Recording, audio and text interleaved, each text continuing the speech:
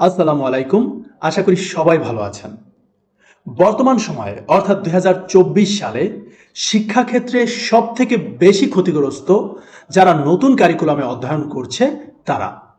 কারণ একটা কারিকুলামে আসা আবার হঠাৎ করে সেই কারিকুলাম বাতিল হয়ে যাওয়া শিক্ষার্থীদের উপরে একটা প্রেশার বা চাপ ফেলে থাকে। যাই হোক, এই প্রেশার থেকে রক্ষা পাওয়ার জন্য শিক্ষার্থী এবং অভিভাবক উভয়ের কি কি করণীয় সে বিষয়ে আমি বিশদভাবে আলোচনা করব এবং আমাদের যে পরবর্তী কারিকুলাম অর্থাৎ ২০২৫ সাল থেকে কোন কারিকুলাম বাস্তবায়ন হবে, পাশাপাশি আমাদের এই বর্তমান কারিকুলামে যেই সকল শিক্ষার্থীরা অধ্যয়ন করছে তাদের ফাইনাল পরীক্ষাটি কেমন হবে, সব বিষয় নিয়ে আমি বিস্তারিত আলোচনা করব। যাই হোক, আমার হেডলাইনটি হচ্ছে ২০২৪-এর নতুন কারিকুলামে অধ্যয়নকারীদের নিয়ে বছরের মাঝামাঝি সময়ে এসে শিক্ষার্থী এবং অভিভাবকদের করণীয়। এখানে আমি লিখেছি বর্তমান সময়ে সবচেয়ে ক্ষতিগ্রস্ত ষষ্ঠ থেকে নবম শ্রেণীর শিক্ষার্থীরা। ৬৪ জেলার শিক্ষার্থীদের কথা বিবেচনায় আনলে ঢাকা সহ কিছু জেলা শহর ব্যতীত বাকি সকল শিক্ষার্থীরাই প্রদমে ক্ষতিগ্রস্ত। আমি ব্যক্তিগতভাবে কিছু জেলা পরিদর্শন করেছি, কিছু জেলার স্কুলে আমি গিয়েছি। তো আমার অভিজ্ঞতায় আমি যে সকল ফাইন্ডিংস পেয়েছি আমার মনে হয় আপনাদের সাথে এগুলো মিলে যাবে। প্রথমত, ১ নম্বর আমি পেয়েছি শিক্ষকদের সাথে কথা বলে যে তাদের এই কারিকুলাম অনেকেই বুঝতেছেন না। নাম্বার ২ যেটা পেয়েছি, শিক্ষার্থীরা পরীক্ষা না থাকার কারণে পড়াশোনায় কোনো আগ্রহ পাচ্ছে না। অর্থাৎ এটা কিন্তু আমাদের দেশের প্রেক্ষাপটে এটা আসলেই সত্য। কারণ আমরা ব্যক্তিগতভাবে আমরা নিজেরাও দেখেছি যখন পরীক্ষা থাকতো না তখন কিন্তু আমরা পড়াশোনায় আগ্রহ পেতাম না এবং আমাদের পড়াশোনা থেকে টোটালি বলতে গেলে আমরা ছিটকে যেতাম। তারপর আবার যখন নতুন করে আমাদের ক্লাস শুরু হতো তখন আমরা কিন্তু কলম ধরতে গেলে দেখা যাচ্ছে যে আমি লিখতেই পারছি না, মনে হয় লেখা ভুলে যাচ্ছি, এমন কিন্তু হতো আমাদের সাথে। তো বর্তমান কারিকুলামে শিক্ষার্থীরা যে পরীক্ষা না থাকার কারণে অর্থাৎ প্রতিযোগিতামূলক পরীক্ষা না থাকার কারণে তারা কিন্তু পড়াশোনায় আগ্রহ পাচ্ছে না। মেধার পরিচয় দেওয়ার মতো শিক্ষার্থীরা কোনো মাধ্যম পাচ্ছে না, এটা কিন্তু খুব ইম্পর্টেন্ট। গণিতের যে সমস্যাগুলো আছে আমাদের পুরাতন কারিকুলাম এবং নতুন কারিকুলামের সাথে যদি আমরা কম্পেয়ার করি, তুলনা করি, তাহলে দেখতে পাবো যে আগের কারিকুলামে উদাহরণ দেওয়া থাকতো এবং উদাহরণের আলোকে আমাদের অঙ্কগুলো করতে হতো। কিন্তু বর্তমানে গণিতের বিশেষ করে ষষ্ঠ থেকে নবম শ্রেণী পর্যন্ত শিক্ষার্থীদের গণিতের বইগুলো গল্প দিয়ে সাজানো। আর গল্প দিয়ে যে অঙ্ক শিখতে হয় এইটা তো আমার মতে যে আসলে গল্প দিয়ে অঙ্ক কেন শিখতে হবে? আমাদের আগের যে ম্যাথগুলো ছিল সেগুলো কি শিক্ষার্থীরা ভয় পেত না। যদি শিক্ষক ভালোভাবে সেগুলো শিক্ষার্থীদের বোঝাতে সক্ষম হয় আমার মনে হয় না যে কোনো শিক্ষার্থীর বুঝতে অসুবিধা হতো। তো বর্তমানে আরো উল্টো হয়েছে, গল্প দিয়ে সাজানোর কারণে অঙ্কগুলো শিক্ষার্থীদের মাথার উপর দিয়ে যাচ্ছে, মানে তারা আসলে বুঝতে পারছে না যে আসলে কি বলছে, কি বুঝাচ্ছে বা বইতে কি লেখা হচ্ছে। অভিভাবকরা এই কারিকুলাম পড়িয়ে বাচ্চাদের সুন্দর ভবিষ্যৎ নিয়ে শঙ্কিত। এইটা আমি ব্যক্তিগতভাবে বলবো, যারা মোটামুটি এস্টাবলিশড অর্থাৎ বিশেষ করে টাকা পয়সা মানে ব্যয় করতে পারে, সেক্ষেত্রে তারা আমি দেখছি অধিকাংশ ক্ষেত্রেই দেখেছি। আমি বলবো না যে আমাদের বর্তমানে বাংলাদেশের শিক্ষা ব্যবস্থায় যারা পড়াচ্ছে তারা গরিব আর যারা পড়াচ্ছে না তারা বড়, বিষয়টা কিন্তু এমনও না। যারা এই শিক্ষা বা এই বাস্তবায়নের সাথে জড়িত অনেকেই আছে তাদের বাচ্চাদেরকে ইংলিশ মিডিয়ামে পড়ান এবং তারা জানেনও না যে এই কারিকুলামে আদৌ কি লেখা আছে। তো এই বিষয়টা অধিকাংশ গার্জিয়ানরাও এই বিষয় নিয়ে কিন্তু তারা সচেতন, সতর্ক। তারা দেশকে ভালোবাসেন, তাই দেশের শিক্ষাকে ভালোবাসেন। এই জন্য যেই শিক্ষা ব্যবস্থায় চাপিয়ে দেওয়া হয় তারা কিন্তু মেনে নেয়, কিন্তু এমন কিছু চাপিয়ে দেওয়া যাবে না যেটা নিয়ে বাচ্চাদের ভবিষ্যৎ নিয়ে গার্জিয়ানরা বা অভিভাবকরা শঙ্কিত থাকবেন। তো অভিভাবকরা কিন্তু এটা নিয়ে খুবই শঙ্কিত। শিক্ষার্থীদের পড়াশোনার চেয়ে মোবাইল ফোনের প্রতি অতি মাত্রায় তাদের আগ্রহ বেড়ে যাচ্ছে। এটা কিন্তু খুবই ভয়ঙ্কর একটা অবস্থা। আমাদের বুঝতে হবে বয়স বিবেচনায় শিক্ষার্থীদের হাতে মোবাইল ফোন দিতে হবে। এখন যদি আমরা ক্লাস 6, 7, 8, 9 এর শিক্ষার্থীদের হাতে মোবাইল ফোন দেই, তারা কিন্তু এটার পজিটিভ ইউজ করার থেকে নেগেটিভ ইউজটাই বেশি করবে। কারণ আমাদের দেশে ফোন ব্যবহারের ক্ষেত্রে কিছু সাইট আছে যেই সাইটগুলো কিন্তু অফ না।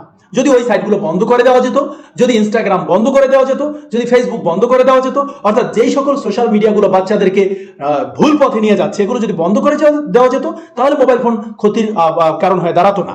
কিন্তু বর্তমানে আমাদের মোবাইল ফোনগুলো তো পজিটিভ ইউজ হচ্ছে না। এই বিষয়টাও যারা শিক্ষক মহলে আছেন বা যারা এই কারিকুলাম নিয়ে কাজ করছেন তাদের দেখা উচিত। পাশাপাশি যারা গ্রাম বাংলায় বসবাস করছে, গ্রামে তো এখন ভালো করে নেটই পাওয়া যায় না, তো সেক্ষেত্রে এটাও তো দেখা উচিত। পাশাপাশি এই যে বন্যা হচ্ছে বাংলাদেশে, যেই অঞ্চলগুলো বন্যায় ক্ষতিগ্রস্ত হতে পারে অথবা বাংলাদেশের যে কোনো সময় যে কোনো একটা দুর্যোগ হতে পারে বা ঘূর্ণিঝড় সাইক্লোন যে কোনো সময় হতে পারে। তো এই বিবেচনায় আমাদের রাখতে হবে যে যখন সাইক্লোন ঘূর্ণিঝড় হবে তখন কি বাচ্চারা পড়াশোনা বাদ দিয়ে বাসায় বসে থাকবে? না, তাদের তো পড়াশোনা করতে হবে। তো আমি এমন কেন কারিকুলাম করছি যেই কারিকুলামে ফোন ছাড়া, মোবাইল ফোন ছাড়া আমার শিক্ষার্থীরা অধ্যয়ন করতে পারবে না? তাহলে এই কারিকুলাম কেন আমি এই দেশে কাটাচ্ছি? আমার দেশ সাইক্লোন কবলিত, ঘূর্ণিঝড় কবলিত, বন্যা কবলিত। তো এই দেশে যে কোনো সময়, কারণ আমি বঙ্গোপসাগরের উপকূলবর্তী আমাদের একটা দেশ, তো যে কোনো সময় ঘূর্ণিঝড়, সাইক্লোন, জলোচ্ছ্বাস হতে পারে। তো এই বিবেচনায়ও আমাদের কারিকুলাম বাস্তবায়ন করা উচিত যে আমার দেশ যদি ক্ষতির শিকার হয় ওই মোমেন্টে আমাদের শিক্ষার্থীরা কোন ধরনের সাপোর্ট পাবে। নতুন কারিকুলামে বাচ্চাদের নৈতিক এবং মানবিক মূল্যবোধের উপরে আদৌ গুরুত্ব হচ্ছে না। এটা কিন্তু খুবই ভয়ঙ্কর একটা অবস্থা। আমরা দেখতে পাচ্ছি যে আমাদের শিক্ষার্থীরা কিন্তু যে শিক্ষকদের যে সম্মান, এটা কিন্তু আস্তে আস্তে আমাদের শিক্ষার্থীদের মধ্য থেকে কিন্তু চলে যাচ্ছে। তারা কিন্তু শিক্ষকরা এবং শিক্ষার্থীদের মধ্যে কিন্তু এখন একটা সাপে নেউলের সম্পর্ক তৈরি হচ্ছে। এটা কেন হবে? আমরা এমন কারিকুলাম বাস্তবায়ন কেন করব যেই কারিকুলাম শিখে আমাদের শিক্ষার্থীরা তাদের নৈতিক এবং মানবিক মূল্যবোধ জাগ্রত হবে না? যাই হোক, এটাই গুরুত্ব হচ্ছে না। পূর্বের শ্রেণীর সাথে পরবর্তী শ্রেণীর পড়াশোনার কোনো মিল নেই। আগে সৃজনশীল পড়তো, এখন নতুন কারিকুলাম। আমি এখানে কি বোঝাচ্ছি? এই লাইনটা দ্বারা আমি বোঝাতে চেয়েছি যেই সকল শিক্ষার্থীরা ক্লাস 8-এ সৃজনশীল পড়ে এসেছে, হঠাৎ করে তারা কি ক্লাস 9-এ এসে এই যে কারিকুলাম এটার সাথে কিন্তু অ্যাডজাস্ট হতে পারছে না। তো এর কারণে দেখা যাচ্ছে তারা কিন্তু এটার সাথে কোপ আপ করতে পারছে না। এই বিষয়গুলো আমি স্বয়ং পরিদর্শন করেছি এবং আমার অভিজ্ঞতার যে ফাইন্ডিংস গুলো এগুলো আমি পেয়েছি। যদি আপনারা ভিন্ন মত থাকেন অবশ্যই কমেন্টে আমাকে জানাবেন। এখন এই সমস্যা থেকে সমাধানের উপায় কি, আমাদের অভিভাবক এবং শিক্ষার্থীদের করণীয় কি, সেটা আপনাদের অবশ্যই একটু শুনতে হবে। আগামী বছর কারিকুলামের যে পরিবর্তনটা আসবে, দুটো প্রস্তাবনা, সেটা হচ্ছে এক, নতুন কারিকুলামের প্রয়োজনীয় অধ্যায় এবং পুরাতন কারিকুলামের প্রয়োজনীয় অধ্যায় দুটোর সংমিশ্রণে একটা আরেকটা কারিকুলাম হতে পারে, অথবা পূর্বের সৃজনশীল পদ্ধতি এই দুটার বাইরে কিন্তু নতুন কোনো আবার যে নতুন একটা বই আসবে, নতুন করে আবার সবকিছু বাস্তবায়ন করবে, সেটা তো আমরা অলরেডি দেখেছি, অলরেডি তো একটা ফাইন্ডিংস পেয়েছি। সো আমার মনে হয় কি যে এই জায়গা থেকে আমি বলবো যে এই দুটো যে পদ্ধতি, এই দুটোর যে কোনো একটা পদ্ধতি আমাদের শিক্ষা কারিকুলাম গ্রহণ করবে এবং পরীক্ষা পদ্ধতিটা আপনারা আগের মতো প্রতিযোগিতামূলক পরীক্ষা পদ্ধতিটা পেয়ে যাচ্ছেন। তাহলে সেক্ষেত্রে যেহেতু এই বাস্তবায়নটা হচ্ছে, তাহলে আমাদের করণীয় কি, এগুলো সবাইকে করতে হবে। এক, সকল অভিভাবক ও শিক্ষার্থীদের পুরাতন এবং নতুন কারিকুলামের যে অধ্যায়গুলোর মিল আছে তা দুটো বই থেকেই পড়তে ও পড়াতে হবে। অর্থাৎ অভিভাবকদের উচিত আপনারা পুরাতন এবং নতুন কারিকুলামের দুইটা বই মিক্স করে পড়াবেন। নাম্বার 2, গণিত, ইংরেজি গ্রামার, বাংলা গ্রামার এবং বিজ্ঞান, এই বিষয়গুলোর বেসিক কমপ্লিট করতেই হবে। অর্থাৎ এই বিষয়গুলো আপনারা আগের যে কারিকুলামের বই ছিল এবং বর্তমান কারিকুলামের বই, এই দুটো মিক্স করে পড়াবেন এই দুইটা। নাম্বার 3, গ্রাম এবং শহরের শিক্ষার্থীদের সবার উচিত পুরাতন এবং নতুন বই দুটোই সংগ্রহ করে অধ্যায়ের নাম মিলিয়ে পড়া। এখন এক্ষেত্রে শিক্ষকগণ সহায়তা করতে পারে। নাম্বার 4, সর্বশেষ, প্রশ্নের ধরন ও মান বন্টন কেমন হবে এ নিয়ে আমি ধারণামূলক ভিডিও শেয়ার করব। তবে মাথায় রাখতে হবে পরীক্ষা পদ্ধতি কিন্তু আগের মতো হওয়া, অর্থাৎ আগে সৃজনশীলের মতো না, অর্থাৎ আগে যেভাবে 100 মার্কের পরীক্ষা হতো সেম হওয়ার সম্ভাবনা 99%। ঠিক আছে, আশা করি আপনাদেরকে আমি একটা গবেষণামূলক একটা পরীক্ষালব্ধ একটা ভিডিও আমি শেয়ার করতে পেরেছি।